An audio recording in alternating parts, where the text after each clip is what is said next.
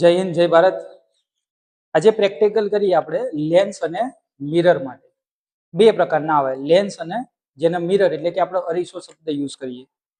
તો એક મારી જોડે છે, આ મિરર તમે જોઈ શકો છો. આ કન્કેવ મિરર એટલે કે અંતર્ગોળ અરીસો, જેની ઇન્ટરનલ સરફેસ છે આવી કર્વ સરફેસ હશે. એના પછી આ લેન્સ છે.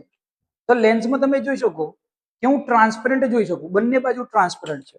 જ્યારે મિરરમાં શું હતું તો કે એક સાઈડ છે એ કલર કરેલી હોય અથવા તો એક સાઈડ કેવી હોય, ઢાંકેલી હોય. બીજું એક આવે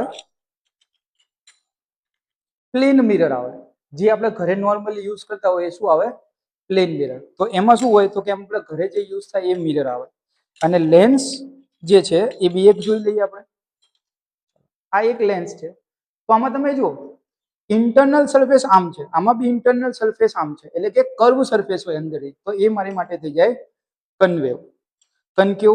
અને બંને બહારની સપાટી આવી હોય એ બી જોઈ લઈએ આપણે. ચલો આ રહી, અહીંથી દેખાય જો આ જાડી સપાટી છે, આમ આમ સપાટી છે. તો એ માટે થાય બહિર્ગોળ અથવા એને કહેવાય કન્વેક્સ.